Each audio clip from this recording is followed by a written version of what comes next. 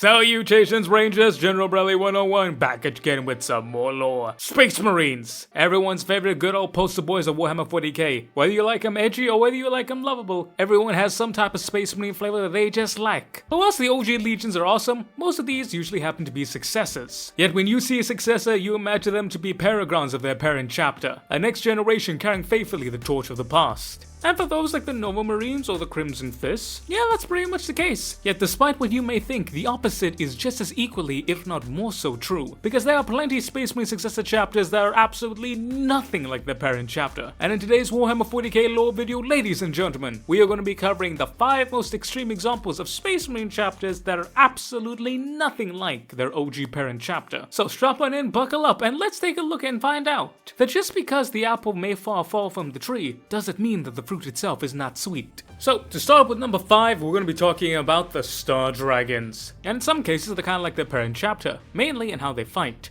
They have a big emphasis on heavy infantry, Terminator armor, Gravis armor, etc., as well as big chunky vehicles. Land Raiders, Predators, Impulsors, Repulsors, all that. They love their heavy armor, love the Vindicators, and they fight very much like their parents. And in that regard, they're pretty iron handsy. Love their big armor, love their big guns, and they just slowly walk forward, crushing the enemy under the weighty fists of iron. But that's the only way in how they are the same. The Star Dragons are renowned for being incredibly kind, but also very loyal and fraternal, with their most notable feat being the way they interacted with their fellow chapter, known as the Blood Swords. The Blood Swords, as the name would imply, are a Blood Angel Successor chapter. And basically what happened is when the Eye Terror showed up, the Blood Swords would have their homeworld gobbled up, and they get really sad, and they're like, okay, we're going to go on a crusade, and we're going to fight, and we're going to reclaim our world, and prevent all this bad stuff from happening with other people. The Star Dragons basically went up to them, said, you're going to use our homeworld for the time being. We are going to go and crusade and reclaim what was lost. We are going to do this together, and we will protect the people of this sector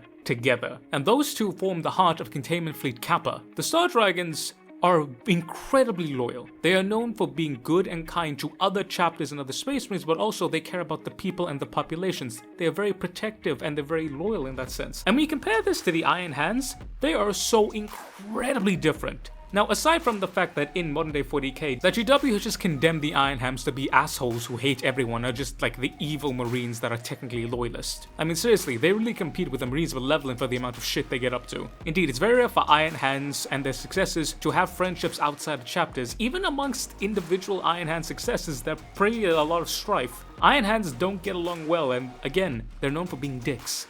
So, to have an Iron Hand successor that is not only nice with other people, with other chapters, but actively seeks to protect and to keep their friends, that is loyal to the core, and again, they want to protect people. Like, the idea behind it, they actually care about the people of a sector enough that they would join with their fellow Space Marines and fight to protect them. Again, it's called Containment Fleet Kappa for a reason. They're not offensive in any way, shape, or form. Their whole job is to protect and keep the people there. Again, the fact that this is an Iron Hand successor, being selfless and not expecting anything in return, and they're not condescending about it either. These are genuinely stand-up guys. Again, all of this combined with the fact that they named the Star Dragons makes me think they're a Salamander successor, but you know me, if I think a Space Marine is kind, I think they're a Salamander successor. But hey, I'm just saying they're sure as shit are not Iron Hand successors. But with the story of the Star Dragons, it kind of says more about the Iron Hands. Loyalty has always been something that's been very big in the Iron Hands. Not just loyalty for the sake of loyalty, but loyalty for the sake of what was meant to be. That's partly why Ferrus Manus lost his shit when Fulgrim tried to convert him, because he is loyal. He would never betray the Emperor, he'd never betray the Imperium. He would stand fast and he would fight and he would die howling curses to the enemy and praising the Emperor, because he was a truest son of that mighty lord. That is what the Gorgon was. So, for all of a sudden, for Fulgrim to think that he would turn, really did drive him crazy. But again, as we see in the aftermath of the heresy, the Iron Hands are changed drastically. They completely lose their shit. And what was supposed to be common behavior, loyalty unending, being a true brother in arms, fraternity unparalleled, stuff that was initially at the core of the Iron Hands, is now something that is so foreign to the modern day Iron Hands that when one of their successors shows it, we immediately jump to conclusions like, yeah, no, that's not an Iron Hand successor, they're not acting like their parent chapter. Again, it's really sad And I talk a little bit more about this when I did my Iron Hands video, but the Iron Hands are depressed. They're just lashing out of emotion, which is why they want to hide their emotion. And I know I made jokes about all the Star Dragons as Salamander successors, but for all intents and purposes, I really don't hope that's the case. Because it's really good to see an actual Iron Hand successor that is not cooked. They haven't fallen into the oppression of their forebears, and they do what they believe is right. They fight like Iron Hands, and truly, they act like Iron Hands more than the actual Iron Hands. And I think that the Gorgon will be very proud with the Draconic Sons, because when Hell came, when the Void was around, when everything was going down, it was the Dragons of the Gorgon that stood firm. They grasped the forearm of their fellows and raised them up. They became the true shield of the Imperium. For how can there be strength in a shield if there's no iron in it? So yeah, Star Dragons, love them. Good start to the video, and again, I think they're a very nice indication of like, yes, they are very different from their parent chapter, but their parent chapter is very different from what they were supposed to be, so it's a nice way to enter in. But from a successor chapter that is still pretty alright despite their parent, to a successor chapter that is anything but that, and the complete opposite of their parent chapter, even though we know basically nothing about them. Alright, next up we have the Black Vipers. The Black Vipers are an Ultima founding successor chapter, created from the gene seed of the Salamanders, allegedly, by Archmagos Bersalius Cole. Now when the Ultima founding happened, a bunch of successor chapters got sprung up, and they were all contacted by their parent chapters. Their parent chapters were made aware of them, and of course they sent delegates and whatever, and they talked to them and did whatever they had to do. The Salamanders were one of those, with most notably them sending a chaplain to teach the successor the way of the Promethean Creed and the teachings of Vulcan. Basically to make sure the Salamander successors are salamandering as Big Papa Vulcan would have wanted. And this was the case for pretty much all of them. However, one day the Salamanders would find out that there was a chapter that claimed to be part of them. But they didn't really know of them, and they hadn't sent their chaplain to go and teach them stuff. So they would send a chaplain to go and teach these new fellows known as the Black Vipers about the Promethean Creed. And said chaplain would end up disappearing. Again, what's interesting about the Black Vipers is that they don't have a homeworld. They're always moving around, yet they're reported not to be a fleet-based chapter, and the only time they are ever seen is when there are agents of the Archmagos Cole himself, aka Mechanicus boys around him. Not to mention that they snub any and all types of communications with their parent chapter or any other chapter. They are hilariously secretive and incredibly antisocial, like that one weird cousin you always meet at family gatherings. And that's basically all the confirmed canon lore we have about these guys. They were mentioned initially when the Primaris came out, and yeah, nothing ever since. If the Salamanders get a supplement, please God let them get a supplement. We'll probably get more information about them then. Maybe. Or if we get another call book. Who knows?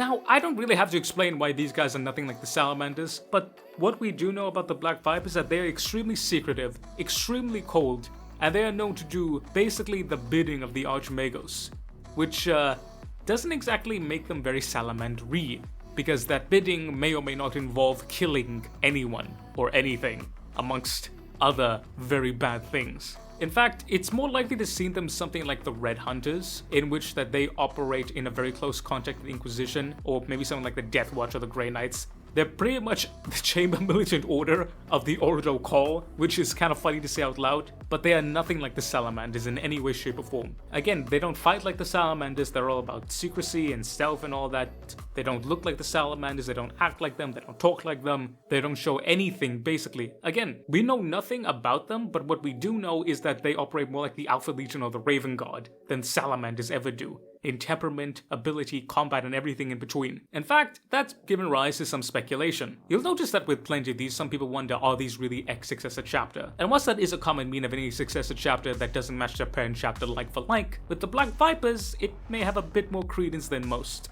You see, Cole is known for doing stuff that he shouldn't.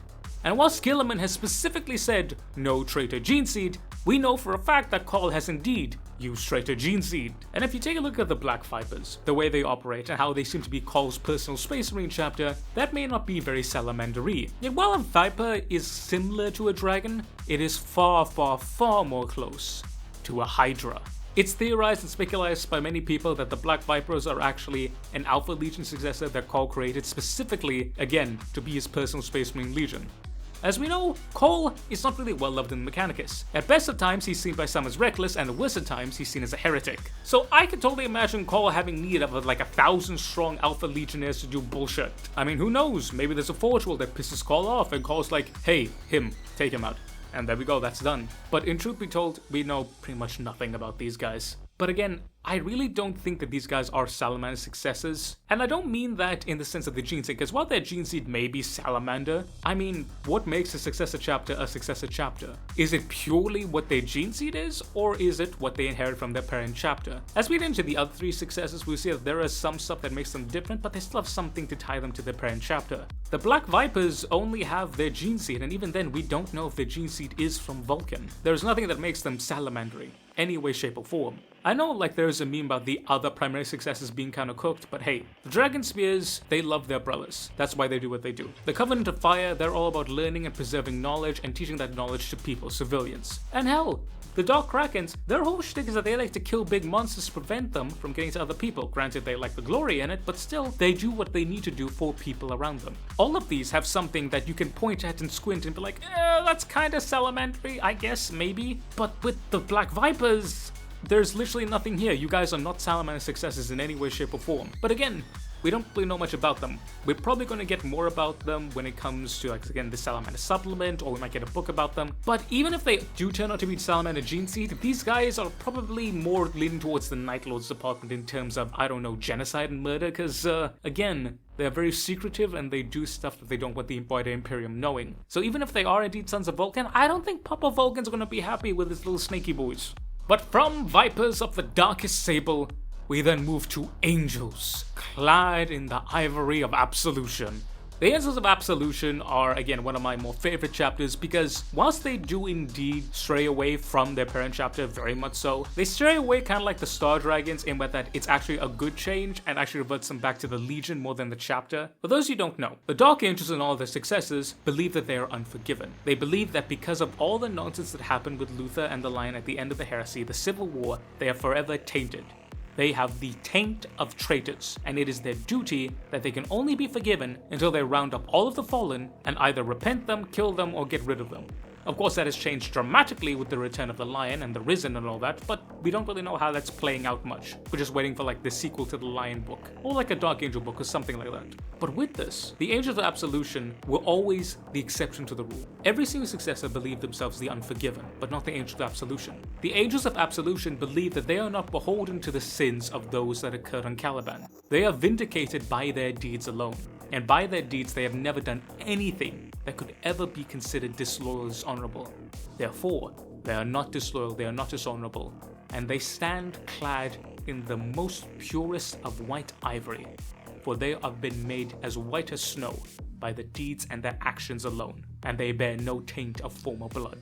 This is in stark contrast to basically every other single Dark Angel successor who are very, very stuck up on like, oh no, we are betrayed, we are terrible, and we need to go and do something and fix this, oh please forgive me, God Emperor. And this is to a point where they actually do not take the title Unforgiven. They refuse to refer to themselves as the Unforgiven, nor to the wider Dark Angel diaspora. And this has often caused great clashes between them and other successors. Because while, like all other Dark Angel Successor chapters, their second company is dedicated purely to helping fight and restore the Dark Angel's honor with fighting the Fallen and all that, they are most notably the most level-headed and least paranoid of all the Dark Angel successors. And this is what actually has caused strife with other Dark Angel successors, because they will say they are not as dedicated, what are they doing, we need to find this is our destiny, and the Angels of Absolution like, yeah, nah, that's not it, chief. In fact, to many people, the Angels of Absolution are what the Dark Angels were supposed to be, and some claim that they are more Dark Angels than the actual Dark Angels. Because they have a Death Wing with heavy-duty Terminators, they have a Raven Wing with quick-moving attack guys, they have the Green Company with their mainstay and their plasma. They are pretty much Dark Angels one for one. But the main thing is their temperament, and some of you may ask, okay, hey Brad, why include them if they're so super similar, even help with the Fallen? A perfect example is the Siege of Rax. The Dark Angels descended pretty much with half the chapter, and they fought and they destroyed everything. They killed Space Marine and they wanted to find the Fallen. So much so that they were led into a trap that led to a good chunk of the Space Marines dying. They absolutely destroyed the starport, which the people, that being the Loyalists, wanted to use, not to mention they caused a big fuck up and they didn't actually help at all and actually hindered it in some cases. They completely derailed the entire operation and they did their own thing and then just fucked off. And we see that time and time again. The Dark Angels will do whatever they want and they will so easily fuck over any and all loyal Imperials. They have abandoned full-on campaigns to chase the Fallen. They have abandoned full-on worlds to chase the Fallen. They have forsaken their brothers of other chapters and everyone in between to go and pursue the Fallen. The Dark Angels, straight up, have caused massive losses to the Imperium purely because they just up and left at the mere hint that a Fallen can be around. They have fought with other chapters, other branches of the Imperium. They have created strife unparalleled, purely because of their paranoia that they believe that they are nothing if they do not get rid of this taint that is around them, that being the Fallen. The Agents of Absolution directly spit in the face of this. They are known for being far more level-headed, far more well-respected, and operating with far more well-understanding and far more effectiveness than the Dark Angels of themselves. Every single bit of nonsense that the Dark Angels have, every single bit of apprehension that other branches of the Imperium have towards the Dark Angels are wholly, totally, and utterly devoid by the Angels of Absolution. The Angels of Absolution truly believe that they are the Dark Angel successors, but they are not beholden by the stain that is the Fallen. Thusly, they help the Dark Angels track the Fallen out of a sense of fraternity, not out of a sense that they need to. And again, there have been times where pushes come to shove and other Dark Angel successors have clashed with them, because they refuse to act like idiots. They refuse to let their paranoia get the better of them. They have always been loyal sons of the Imperium, and they always will be loyal sons of the Imperium, and nothing will ever change that. And again, because of that, they have actually been more effective than the actual Dark Angels, because that is such a massive thing that drives Dark Angels. If ever you read Dark Angel books, it's always like super like boring and predictive, because it's like, oh, we're the Dark Angels, Fallen, and they have great aesthetics, but I mean, they're very predictable. The Angels of Absolution break that trend. They're actual Dark Angels, but they're not crazy. Again, much like the Star Dragons, they fit much more with the old Legion that was the Dark Angels, rather than whatever the hell they are now. And again, it really does go to show how well balanced the Angels of Absolution are, because they have great ties with the rest of the Imperium, but also with the Dark Angels enough themselves. And again, what's to say many Successor Chapters do not like them for their, oh, you're not too loyal in pursuing this, and you're not serious enough about this nonsense. At the end of the day, the Angels of Absolution are so level-headed, calm, and chill that they're able to talk them back into some type of understanding. Again, the Angels of Absolution are one of my favorite chapters because they're really slept on. They're like Dark Angels, but without all the bullshit. And they really go to show how awesome and amazing they are. But again, like the Star Dragons, it's another case of we have a Successor chapter that is more like the original Legion than the actual Legion of itself.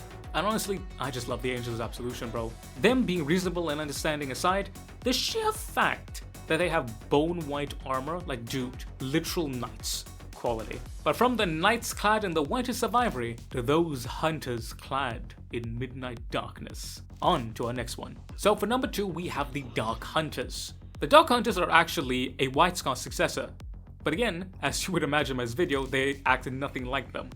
But that's actually for a couple reasons. So, originally they were founded during the 37th millennium, and they were raised specifically to combat heretical tech priests. Now, these tech priests were part of a war enclave known as the Apostles of the Blind King, and essentially they were launching raids and wars upon a sector of the Imperium known as the Ecclesiarch sector. The Imperium was like, okay, we need like actual forces to hold this, and guardsmen aren't cutting it. So they went and they got Space Marines. Captain Angmar and his Brotherhood, aka the Company of the White Scars, were chosen to become a newfound successor chapter. Thus, Angmar was gifted with one relic from the arsenal of the chapter monastery of the White Scars enough itself, that being the one on Chagoris, and that was the legendary power axe, known as the Axe of Justice. And this axe is said to have been wielded by Jagatai Khan himself, and has become the symbol of honor and office and personal weapon of every single chapter master since. Thus, the Dark Hunters would take this insignia as their own, and the Dark Hunters would found their homeworld upon the night world of Phobia.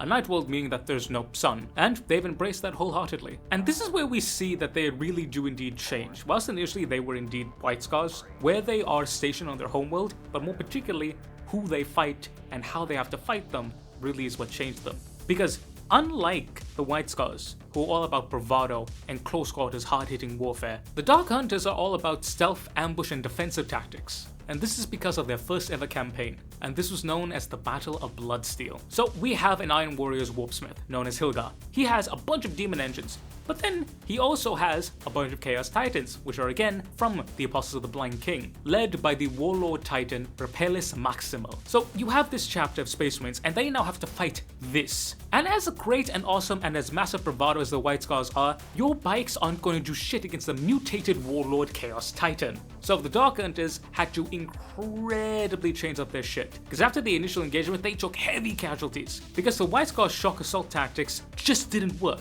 So they changed up tactics. They would draw the enemy forces into ambushes, where they would use high-powered anti-armor weapons to breach the void shields of the Titans, again primarily super heavy engines. They would use terrain to their advantage, and they would wait until the enemy was drawn in, ambush, and then dip, drawing the enemy into constant fights and combats, again and again and again, until eventually these massive engines of war were laid low, where the swift strike of the Talwar could not catch them. The slow bite of the axe in darkest night bled away these mighty giants. This would come to a head again, as about 1,000 years later they would battle for their homeworld of Phobia. And again, this was the Apostles of the Blind King, but this time led by the Blind King himself, who was actually an Adeptus Mechanicus Princeps of a Titan manifold. The same thing that happened in the Battle of Bloodseal happened again. The shock attacks they were known for just didn't work, so they once again resorted to the ambush and infiltration tactics that had lent them victory before in that case. The then chapter master at the time, known as Julanai Khan, ordered the Asana Company to penetrate the hull of the leading warlord Titan, that being the warlord of the Princeps himself. The Asana Company laid in wait, and they managed to spring their trap, before surging forward and actually breaching into the void shields of the Titan itself, scaling the massive beast and fighting in close quarters hand-to-hand combat. And eventually they would bring down the Titan in of itself, but at the cost of their lives of the entire company. But with this warlord felled, the formation would break apart, and the Dark Hunters were able to pick them apart and rend them asunder, destroying the force utterly, saving the world but at a great cost. Approximately 2/3 of the chapter, 403 battle brothers, were wiped out, completely dead, most of them, their gene seed being unable to be recovered. Every single name that was lost was written and inscribed upon the fortress monasteries of the chapter, with Captain Mithran and Sergeant Akin of the Asana Company being at the very top of that list. Basically, for the past 1,000 years, give or take, the Dark Hunters had only fought traitor Mechanicus elements, and this was the last straw. From now, they completely and utterly dedicated themselves to the art of ambush infiltration warfare tactics. Their change took them 1,000 years, but they had fully and completely changed and moved away from anything relating to White Scar's combat. But they were now the hunters in the dark, and they would embrace the shadows with a brand new war cry: Umbra Sumus. We are the shadows. The Dark Hunters would then continue to participate in many different campaigns, including fighting the Punishers, which were a very large and renegade Space Marine warband, them being one of 7 to do so.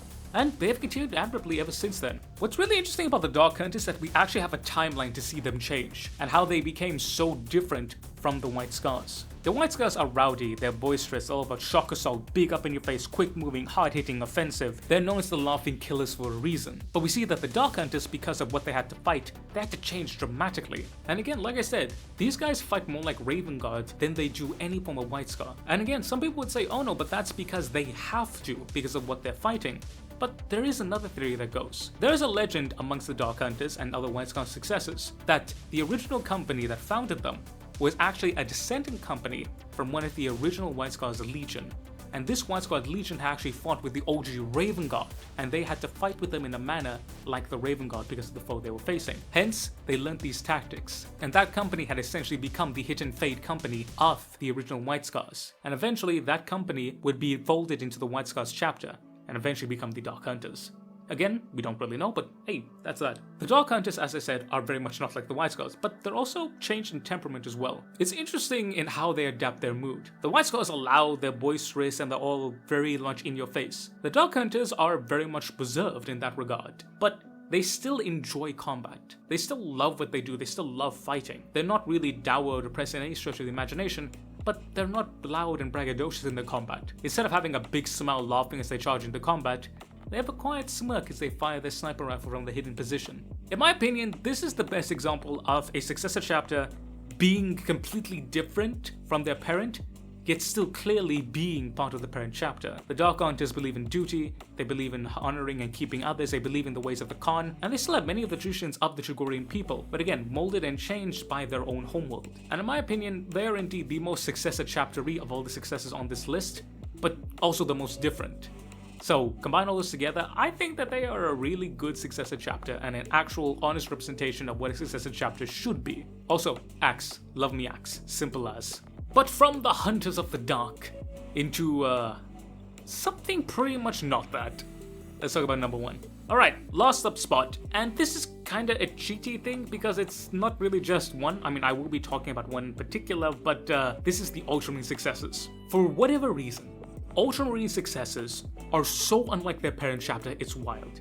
And it's not just one or two, it's so many. I mean, you have the Iron Snakes, you have the Mortifactors, you have the Nemesis chapter, you have the Astral Claws if you believe that. And that's only the most well known. There are so many others that I could go and cover, and all of them are so hilariously different. So much so that when we have encountered them actually meeting with modern day 40k Ultramarines, they're like, oh my god, who the hell are you? So yeah, this number one spot is essentially just a culmination of every single one of those, which is like half the fucking chapters, man, Jesus. But one that I really want to talk about is my personal favorite, that being the Emperor's Spears. Even though it's a trident insignia, but whatever. The Emperor's Spears are pretty unique for Ultramarine Successors in that they're actually in Ultramarines melee chapter, and their war cry lends to this: Stravak Urdan, or Redden the Earth.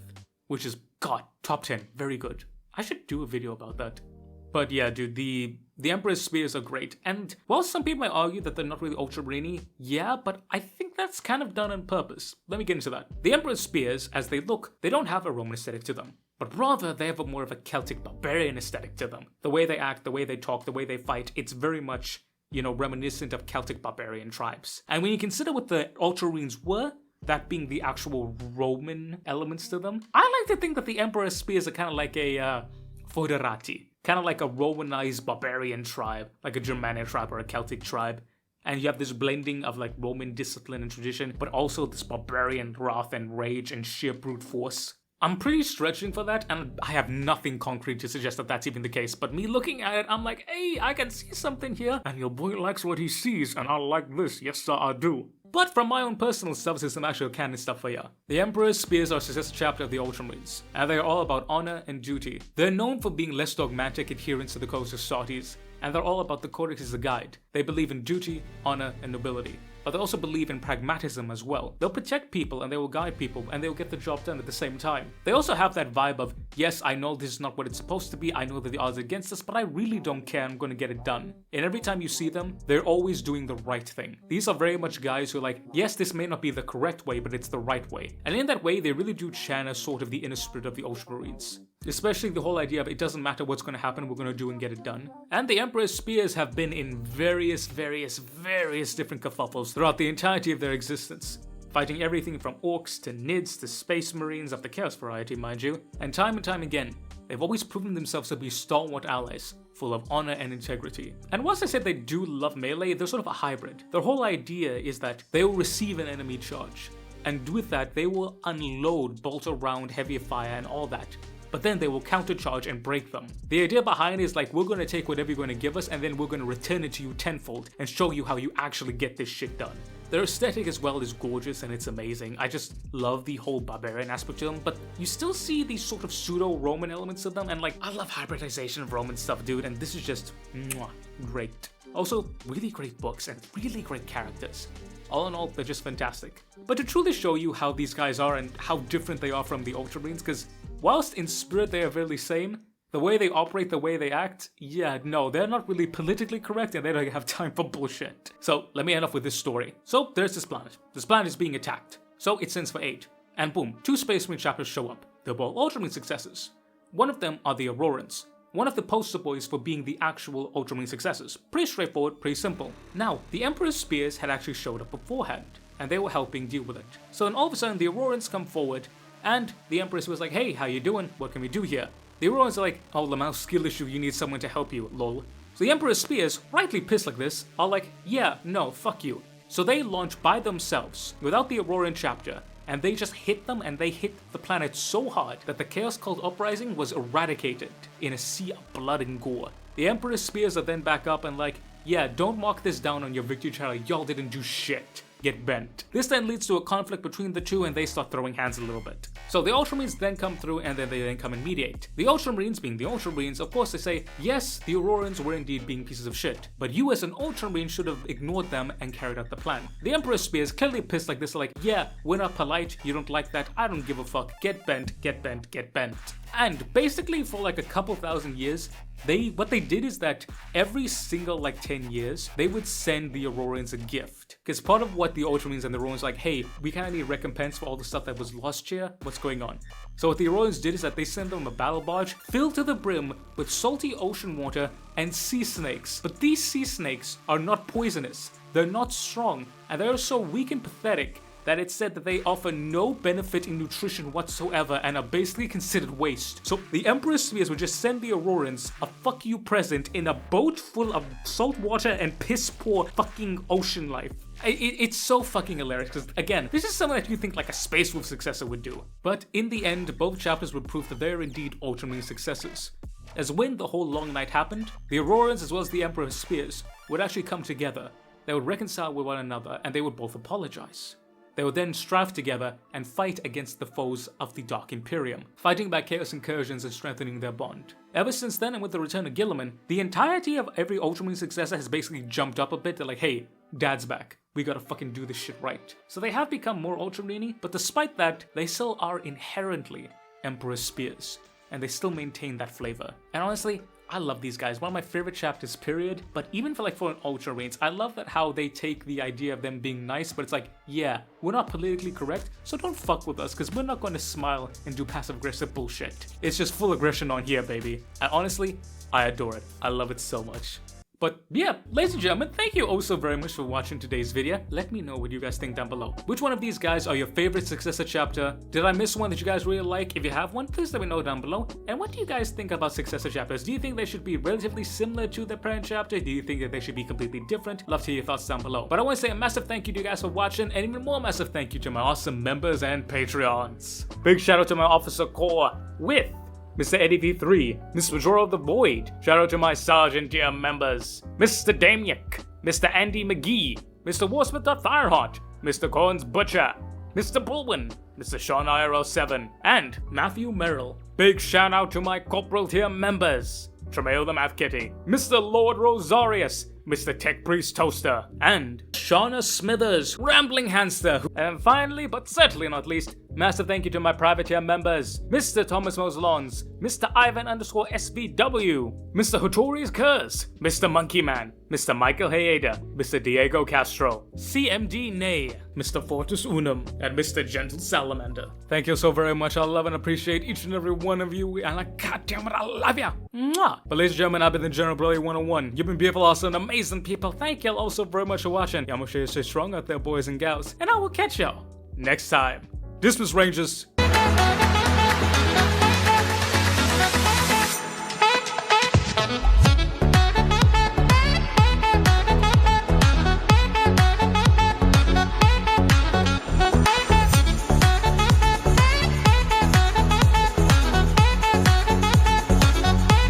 I wonder if there are Chaos Warbands that are nothing like the original Legion.